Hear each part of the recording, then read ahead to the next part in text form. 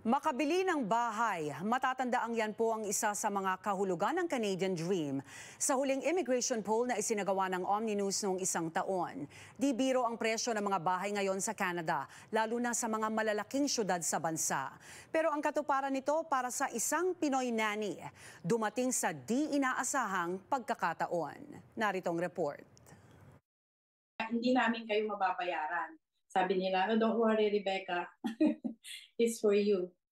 6 na taon na bilang nanny si Rebecca Cruz sa pamilya Griffiths. Becca sa panganay na lalaki at kambal na babae ng kanyang employer. Yung lahat ng trabaho ng pag-alaga ng bata, nagpapadede, nagpapatulog, nagpapalit ng diaper, lahat po yon ang ginagawa ko. Pagtulog naman po, of course, kailangan kong kahit paano bilang para makatulong sa kanila, naglilinis ng bahay.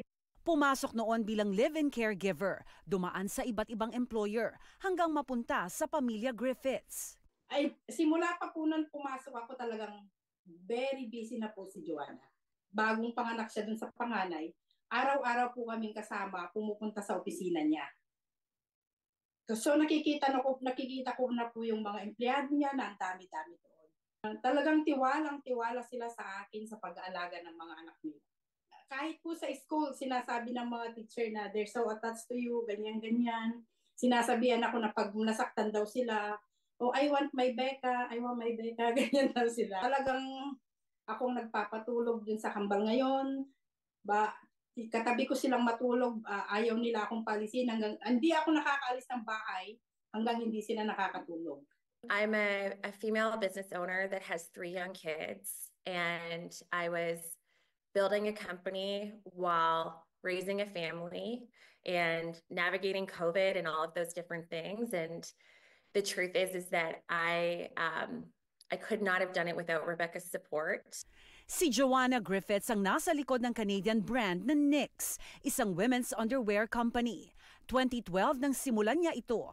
Taong 2022 nang bilhin ng isang kumpanya ang majority shares nito sa halagang higit $300 milyong. I went down to the kitchen and asked Rebecca what she wanted, and she said, her dream was to have a house, and we said, let's do it.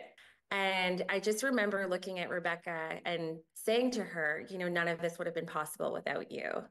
And I have only been able to be successful at what I've done because we have such an incredibly strong family support system. 5 bahay po yata yung tinignan namin, nakasama siya.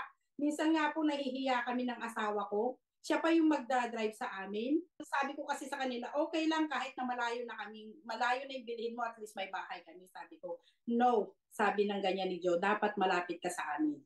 3-bedroom house na may basement sa Toronto ang pinili ni Griffiths kay Cruz. Walang mortgage na kailangang bayaran, katuparan ng Canadian Dream ng maraming immigrant.